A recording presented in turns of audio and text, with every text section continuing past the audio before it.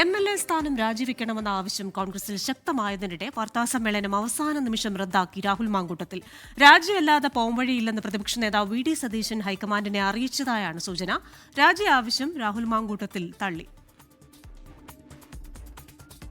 രാഹുൽ മാങ്കൂട്ടത്തിലിന് നിയമസഭാംഗത്വം രാജിവെക്കാൻ സമ്മർദ്ദമേറുകയാണ്. 2 ദിവസത്തിനകം രാജിയുണ്ടാകുമെന്നാണ് സൂചന.